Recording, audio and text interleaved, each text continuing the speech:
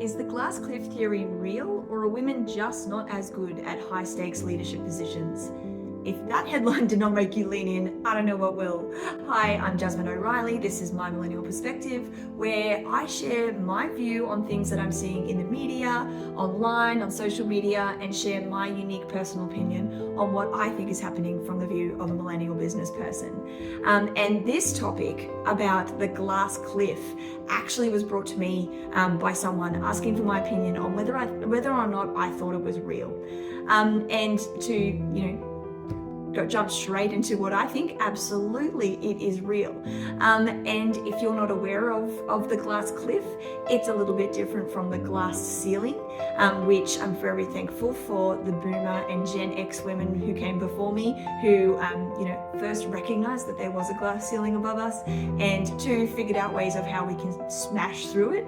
And as a millennial female leader, I'm really, really grateful for them. That's not to say that the glass ceiling is easy to break through. But because of that work that they did, and of course the women before them as well, we do now, it's acceptable to have women in leadership positions, on boards, running companies, working while they have children. So really thankful for that. But what we are facing into now is a new phenomenon, which if you Google, there is lots of articles on this, lots of research into this, and it's about the glass cliff.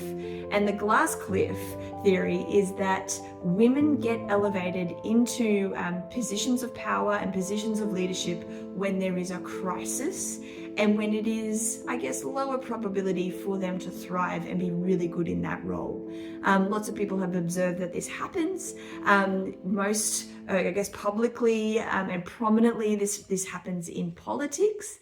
And the reason that this was brought across my table recently was someone asked me for my opinion on what was happening with Susan Ley of the Liberal National Party here in Australia. So, as the glass cliff theory says, Susan did inherit the party at a time of crisis. The party had a terrible outcome at a national election, and she became the leader of the party. And since then, it has kind of been fire after fire for her as a leader and for the party. Now, I don't often talk about politics, mainly because I don't feel that who I am and my demographic is overly represented or discussed, and there's good reasons for that. There are people who do need time and policy made for them, so that's okay. But I'm really, really curious about leadership, and of course, when there's public figures out there, they do catch my eye. So I have been observing what's happening to Susan, and I had a little look, to see had this happened other places, and absolutely it has.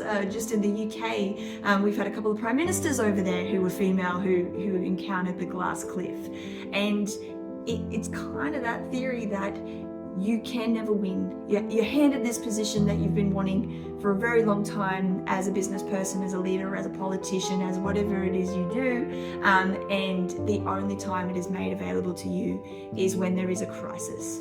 So what does the female or anyone actually who's in a subgroup who might come into a leadership position, what do you do if you are looking at a leadership position at a time of crisis, and you really don't want to encounter that glass cliff experience? So it's not all doom and gloom. There is hope for you. The very first thing you should do before jumping at the opportunity, which is hard when there is a crisis point, is to assess, is this a glass cliff phenomenon that could be happening to me? And what is in my sphere of influence and my sphere of control to make sure that's not the case? You obviously can say no to a position if you think you're being set up to fail. The glass cliff is essentially the business equivalent of a hospital pass. So no one wants to have someone come and tackle them with the ball. So you can say no. You can say no.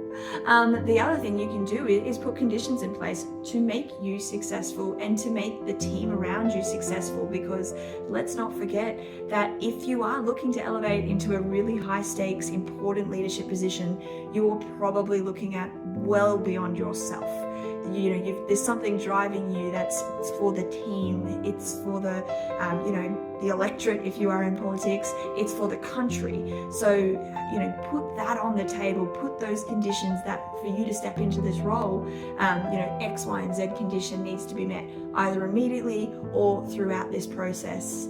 And then of course, if you are coming in at a crisis point, I encourage everybody, and this is really hard and I'm still learning this myself as a leader, to be transparent, to be vulnerable, ask for help.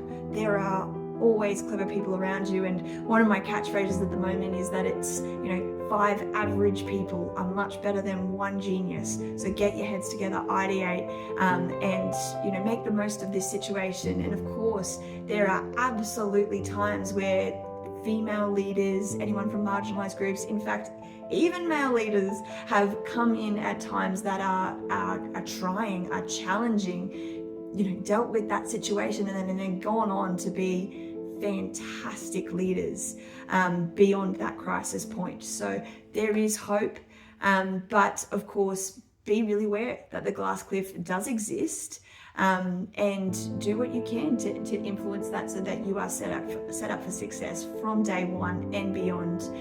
But I would encourage you, if you are a leader and you find yourself in that position, hold true to what is your North Star, what is your why do you want this, and then hopefully that will help you. But I'm really curious to know, do you believe the glass cliff is real? Is it better or worse than the glass ceiling, or are they both equally troubling? And what can female leaders do to overcome the glass cliff? Thanks for tuning in. I'll see you next time from my Millennial perspective.